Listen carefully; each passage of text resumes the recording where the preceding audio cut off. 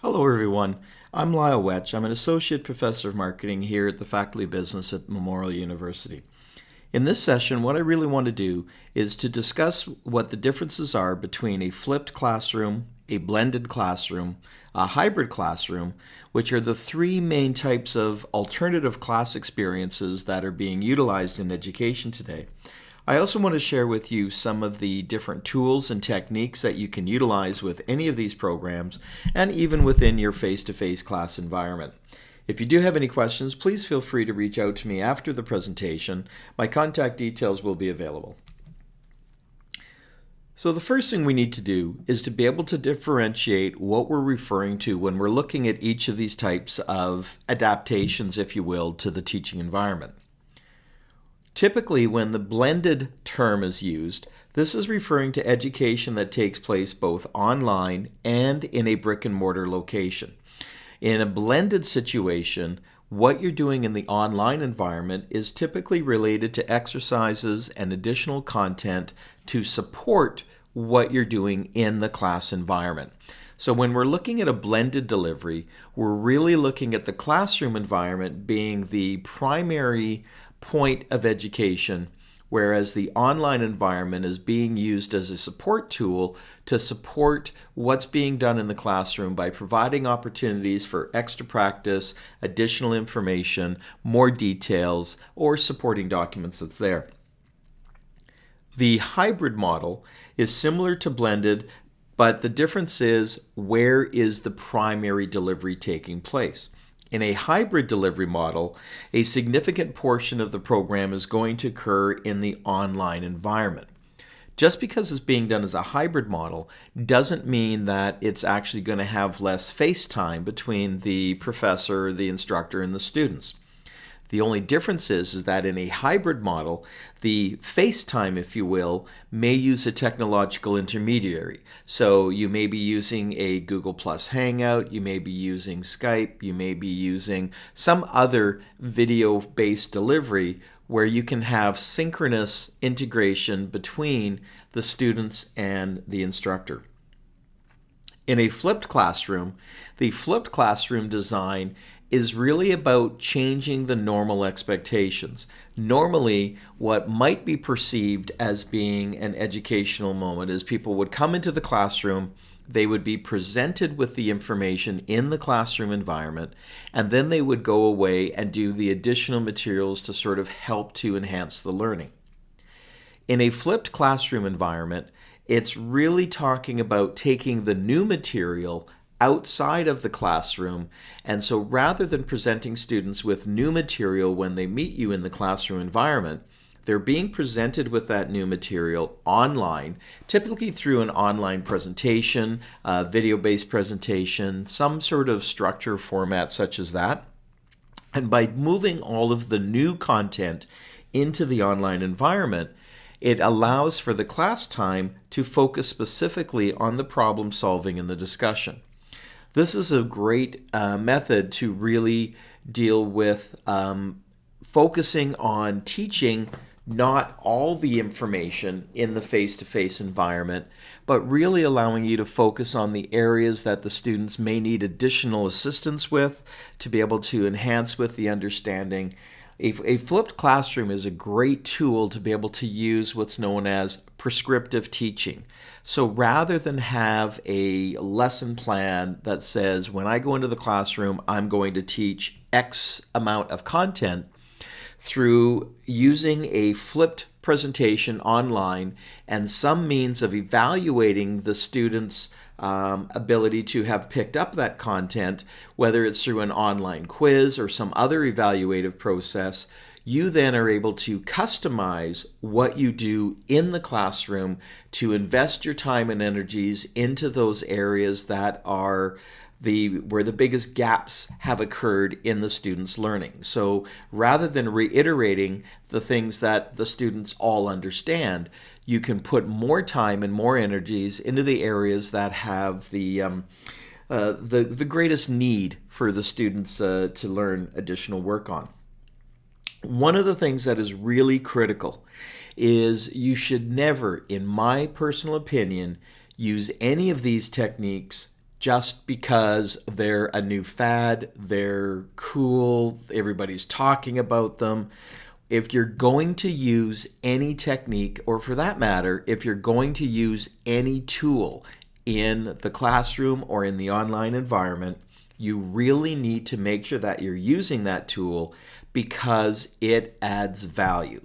You should be using a tool or a channel for your education because it is going to be able to do something better than any other method of doing it. It's not about flipping a classroom just because. It's about flipping the classroom because that pedagogy makes the most sense for your content, for your situation, for your students, or for your teaching style. So you always need to ask yourself that question before you start to investigate any of these adaptive learning technologies is, can this do something better? If the answer is no, my opinion is you should not be using them. The purpose of any of these tools or channels is to enhance the learning and enhance your teaching, not just to make it different.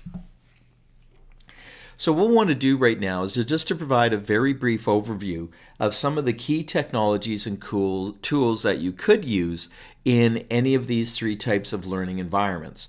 We will also be providing several additional YouTube videos that will focus on each of these tools to help provide you with guidance if you think that one of these tools is going to work effectively.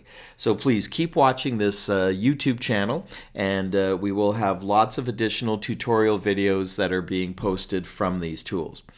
On this note, I do also want to remind everybody that if you have any great tools or techniques that you use in your teaching, please feel free to get in touch with me and we'll take care of helping you get your content created so we can get your tools and teaching techniques up on this channel so that it can become a great repository of information that's available for all of our existing faculty as well as any incoming faculty into the Faculty of Business as well. So when we think about the blended learning environment, remember that we sort of talked about blended learning being one of those situations where the majority of work is being done in the classroom environment, but we move to the online environment to provide additional material and additional support, additional details that come from there. One of the things that you can do when you're dealing with blended learning is if you can assign them with online assignments where they either complete assignments online, questionnaires, they could do quizzes or answer questions, and there's a wide range of tools that you can use to do that. One of the ones that I prefer to use for providing quizzes and questions is a tool called Fluid Surveys. Now, unlike SurveyMonkey, Fluid Surveys has their repository of information, their databases, in Canada. And because it's an Ottawa-based company, their data is housed on Canadian servers, and so we don't need to make sure that we're advising participants that their data may be accessed at any time by the Patriot Act because it's housed on an American-based server. Fluid Surveys gives you the ability to ask a wide range of different question types, and depending upon how many individuals you may need to have access, how many questions you're planning to ask on your quizzes, it may actually be free. We will have a information video on Fluid Surveys on this channel coming up as well. One of the things that is quite popular is pen casting. This is really a great tool that can be used for any programs that have a lot of calculations, any sort of math type education, anywhere where you have formulas and work.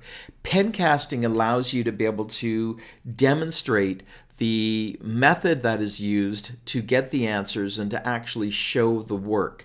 One of the ways that pen casting can be done is we see sometimes people will simply have a camera on a tripod and have it pointing downwards so that all you see is the piece of paper and the individual's hand writing from a pen casting perspective. The other tool that can be used, if you find that this is really a powerful component that you use a lot, is a tool called LiveScribe Smart Pens. Now, LiveScribe Smart Pens actually use a special paper when they're writing, but what it does is it actually records the audio and the video, so everything is being recorded as you're writing, so people are hearing your description through the pen, and some of the new ones are even wireless, so you don't even need to have them connected to your computer. So either of these solutions can allow you to really go step by step to demonstrate the workflow that's required for any sort of mathematical calculations, any sort of utilization of formulas, or how you would calculate. So this is where, from a blended learning perspective, these tools are great to be able to show where would the answers have come from for sort of review post quizzes or post examinations. One of the other things that is a real powerful piece that you can do with blended learning is to utilize audio. Sometimes, particularly in grading and doing evaluations, the written word may not be able to articulate effectively how it's being perceived. Quite often, I find, at least for some of my personal stuff when I was getting into the written word, that because I was trying to focus on identifying the errors that were there, when I would go back and reread the written comments, they tended to be a lot more negative than I might have perceived them to be, because I was focusing on identifying the errors in the work or the problems that were occurring. So one of the things that you can do is you can actually use audio as in your grading sheets. So by putting audio, particularly in using Acrobat Pro, this allows you on a PDF document to include an audio clip, and by doing that, it means that you can represent the tone of your voice is able to be seen a lot more effectively, and it makes it easier, at least in my situation, to be able to provide encouragement as well as letting them know the errors that may have existed in their presentation. One of the other things that I do for my classes, and this is a very personal decision, is I actually record every single one of my class presentations. I have a fairly high quality audio recorder that I use for doing research if I'm doing interviews, but I also use it in my classes. And so every class that I do, I record the presentation, and you have the opportunity, once you've recorded it, to either deploy it as an MP3 file through D2L or through your other learning management system, whatever you may be using. Or what I prefer to do is I prefer to convert that MP3 file to a PDF document. And this can be done very easily with Acrobat Pro. There will be a tutorial video on this coming up. The advantage of putting it into a PDF document is it allows for you to be able to secure and password protect the opening of the file. And it also makes it so that you can prevent editing unless they have a separate password. So this is where, if you're concerned about access to the audio recording of your sessions, then this is one of the things that you can do to provide protection by only providing that password to your students. Obviously, they could always share it, but at the end of the day, if there's something that you said in your classroom that you're concerned about being public, then it's probably something that shouldn't have been said in the classroom in the first place.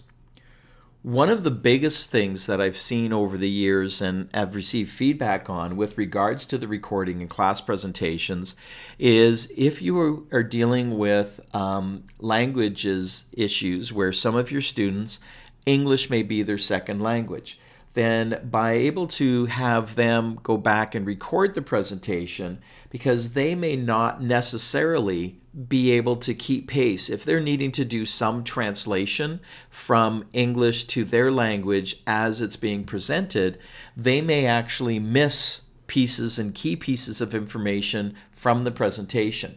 And so what we've seen is that we get a lot of comments from students that were able to go back into the video after the class, and if there was a piece that they didn't understand, they could go back and re-listen to that piece of the presentation, or if they had a second language issue, they could go in and re-listen to a particular segment and translate it so that they would have the understanding of what was being done.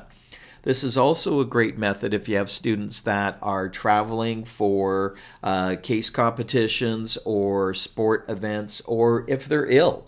They can always access what was mentioned in the classroom. So I always have my slides posted, but I always record the presentation. So if somebody's not able to be in class, there is no reason for them not to have access to the content of the class. At the end of the day, one of the concerns that sometimes I've heard used by academics is, well, if I post my slides or if I record my classes, then why will my students bother coming to class? This is one of the things that I have not found to be an issue. I find that if all you're doing in your class is adding value by the words that you say or the slides that you're presenting, then there's things that you could do to enhance the classroom environment. I've not found an issue that even by having these materials available that students haven't come to class, because the reality is they're going to have to invest the same amount of time anyway to listen to the presentation recorded than they would in the classroom, but they lose the ability to have the interactive questions and to participate in the interactive exercises that are normally going to make up your class component as well. When we move to the hybrid and flipped classroom environments, one of the most powerful tools that you're going to find available is video. And the effective use of video is really going to be key to customer student satisfaction in the hybrid model when they take a look at what's taking place. There's a range of different tools and techniques that you can use for video, and they sort of range from the simple and no cost upwards to sort of more complex, if you will. The two that are sort of the lowest cost and the most simple are PowerPoint or Keynote. Both PowerPoint and Keynote have the ability for you to do simple recording of your slides and have all your transitions so you can publish your presentation as a full audio recorded video, uploaded as a QuickTime or whatever format you need to use, and it then is able to be put onto YouTube or put into D2L, whatever channel you choose to use. Likewise, Google Plus has a very powerful tool called Google Plus Hangouts. Within Hangouts, you have the ability to do what's called Hangouts on Air. Now that allows you to broadcast that synchronous video presentation on your Google Plus page, on your course YouTube channel, and it doesn't have to be public. You have the ability to define which individuals are going to have access to that presentation, and on top of that, Google will automatically record that presentation that you're delivering live and archive it on your YouTube channel so that the individuals who were invited to that presentation in the first place would be able to view it. The advantage of using Google Plus Hangouts is you have no restriction on a Hangout on Air, whereas Hangouts are limited to a maximum of 10 video connections simultaneously. But even on a Hangout on Air, that doesn't mean that you don't have interactivity. You have the ability with the plugins that are part of Google Plus Hangouts to allow the students to ask questions, and you can respond to questions either through chat-based discussions, and then you can provide audio solutions. So those are the two that really start as far as the low-end, no-cost delivery methods. But then we can move into really sort of stepping things up a little bit. You could use recorded video. That doesn't mean you need to use a digital SLR camera that has, broadcast quality video, which many of them do these days. You could use a basic video camera if you have one of those at home, but it doesn't even need to have one of those. You could simply use a tablet or a smartphone, because most tablets or smartphones today are capable of shooting full 1080p high definition video. So it really doesn't require the high-end broadcast quality tools. In fact, timeliness is probably one of the most important features. So the fact that you can get something up quickly to provide clarification is going to be much more effective than something that requires high-end video production. And because of that, these are the types of tools that any faculty member should be able to use themselves and not require any additional resources. Now, moving beyond that, once you've got that recorded content, there are tools that you can incorporate advanced interactive presentations. So you can start to incorporate questions. You can add multiple camera angles, sweeps. You can bring in workflow and other data and images. And the two main ones that would fall into this category are going to be Camtasia or ScreenFlow. Camtasia is available for both PC and Mac, whereas ScreenFlow is a Mac dedicated device that comes into play. So let's take a look at each of these types of examples and provide you with a couple of recommendations. But we will, as I mentioned, be uploading several tutorial videos that will demonstrate how to do every one of the techniques that I'm talking about in this presentation.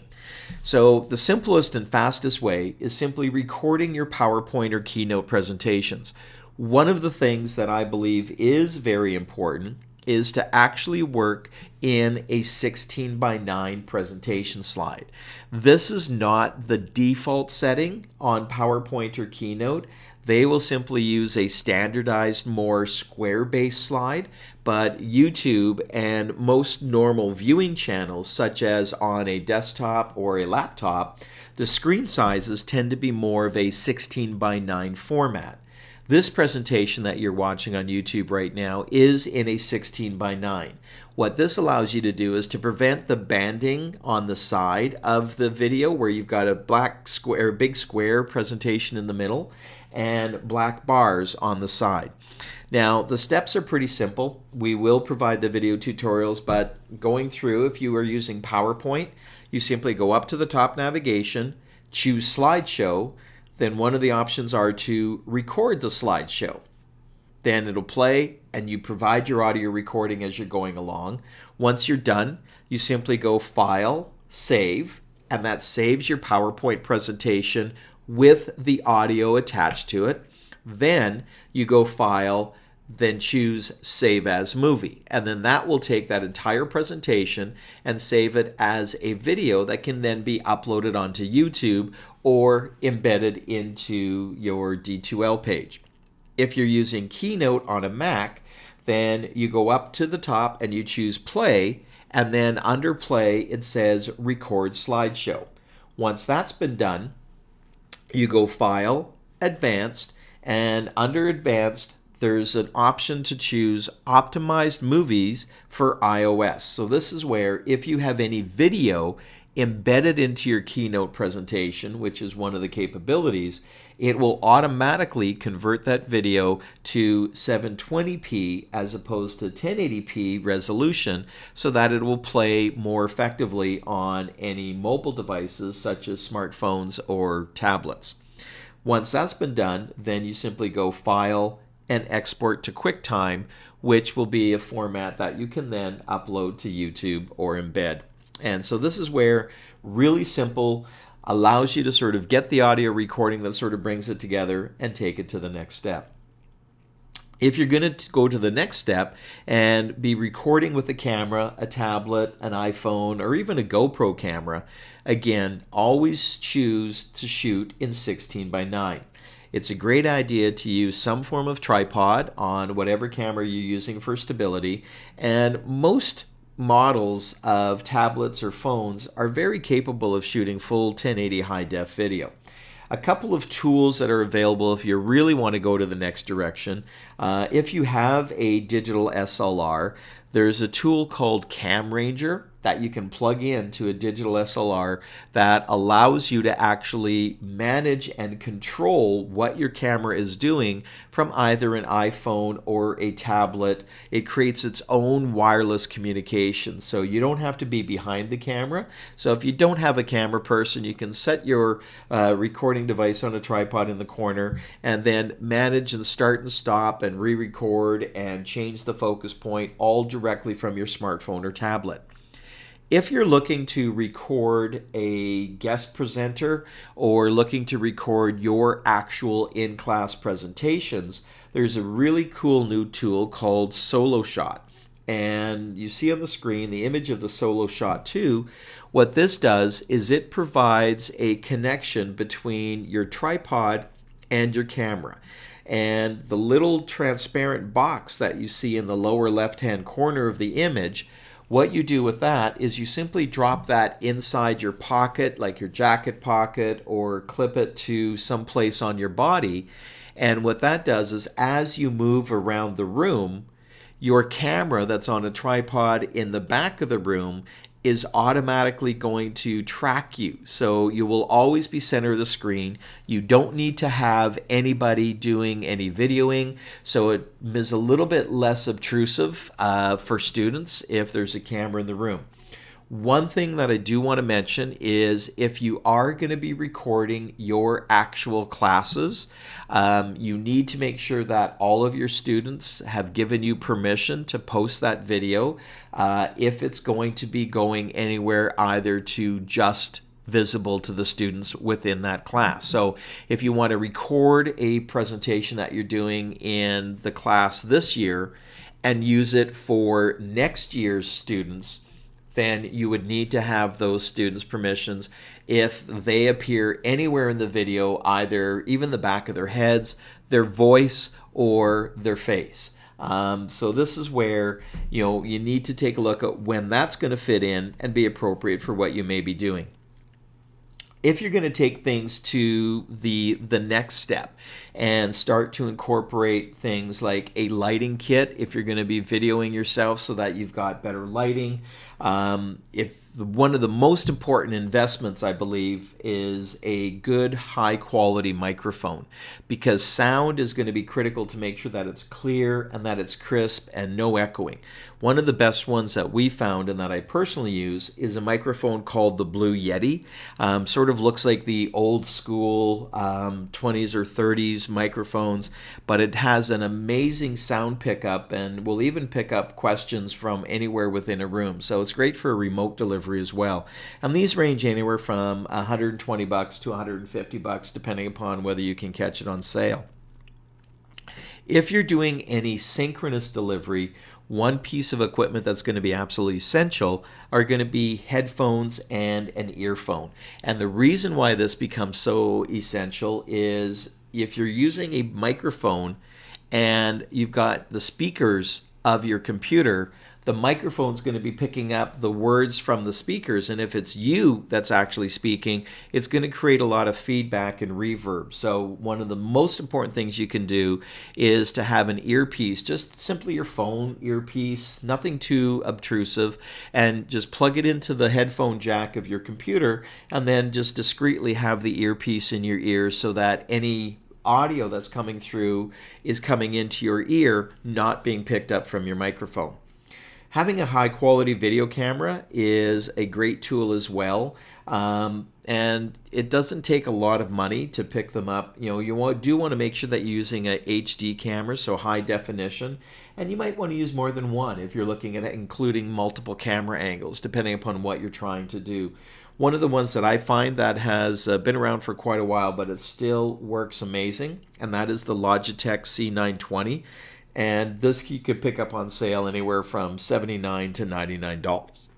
It tends to give you a little bit more flexibility than the built-in camera that you may have on your laptop or your desktop, because it allows you to position it where you need. It's not going to be stuck on the screen, so it can give you much better angles in what you're doing. Looking at presentation software, tools like we sort of mentioned, like Camtasia or ScreenFlow are there as well. And then if you're going to be doing recording, and asynchronous delivery, looking at some sort of video editing tools can be quite powerful as well. So Camtasia, as we mentioned, is available for both the PC and the Mac, ranging from $179 Canadian for the PC for educational pricing. The Mac is $75. Personally, I use ScreenFlow. I find that it's much more user-friendly and has a lot of great add-ons with transitions that it's capable to do, and it's available for $99. You can download free trials of any of these tools to give you a chance to have a look at it. So I will be posting some tutorial videos on these, as well as showing some demonstrations for those. The next channel I want to talk about is YouTube. YouTube is an amazing repository tool that you can use to get information to your students, because you can guarantee that they're used to using YouTube and they're on YouTube a lot. One of the advantages is with YouTube, you have the ability to control the distribution. When you upload a video to YouTube, you can choose one of 3 settings for the upload. You can choose to make it public, in which case it is going to be searchable and viewable by anybody. You can choose to make it unlisted, which means it's not going to show up in any search results, but anybody that has the link to the video will be able to view it. So while you may distribute a video unlisted and suggest that your students not share the link, if they do share the link with anybody, then those people would be able to view your content. The other one is you can actually upload video to YouTube privately. When you upload video privately, you can specify who are the exact individuals who can view that particular video. You can assign them either by email or by assigning a Google Plus circle that your students may be in order to do this. This has really changed in the last few months. Previously, you were limited to only 25 individuals that would be able to see a video. Now you can define up to 5,000 specific individuals who are the only people on the planet that would be able to see a video. So by utilizing this tool and putting it privately, it can allow the students who are in your classes to access your videos easily through their mobile devices, through their YouTube apps, or you can also embed those videos onto your D2L page as well. The advantage of YouTube, and one of the reasons why I use YouTube predominantly in all of my courses, is it gives you an unlimited amount of free storage. Google has a huge amount of bandwidth for deploying video. It really doesn't have any issues with regards to playing, pausing, stopping. I have no idea how Google does it. Students can use it from their mobile devices easily, which is key today, is to making sure that that's coming in. Your students are all going to be very comfortable with YouTube. And one of the things that is a real bonus is that within a few hours of you uploading a video to YouTube, that video is going to be closed captioned and translated then into 65 languages automatically.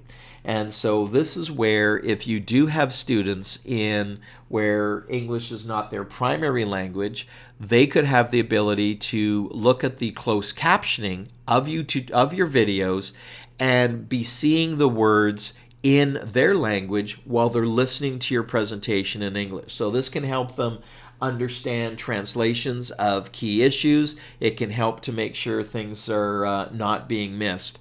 It is important, however, that within about 24 hours of uploading a YouTube video, that you make sure you go in and preview the automated closed captioning that Google has done and edit the components to make sure that they haven't mistaken some words. So it's part of your workflow that we'll be demonstrating in some of the tutorial videos that we'll be having.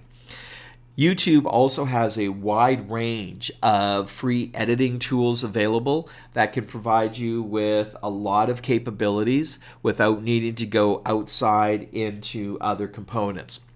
One of the other parts that's pretty valuable within YouTube is you have access to what is referred to as Creative Commons licensed content. When people upload videos to YouTube, they either upload them as a standard license or a Creative Commons license. A Creative Commons license is basically saying that you can borrow any components of that video, edit them into your particular content, and YouTube or Google will automatically provide the appropriate attribution into the description on your video. So it can allow you to enhance some of the content and to bring things together by finding creative content on YouTube that will be able to supplement your particular resources. And there is a lot of Creative Commons license. As we alluded to earlier, Google Plus is also a very powerful educational tool and becoming more and more popular, particularly in using Google Plus Hangouts and Hangouts on Air. Google Plus Hangouts are a closed, private video communication similar to Skype, except with full high definition. You can have up to 10 individual video connections coming into a Google Plus Hangout, all with full synchronous communication. So I use Google Plus Hangouts quite extensively to do student meetings, to do team meetings when we've got team projects going on. So it allows you to have those 10 individuals come in.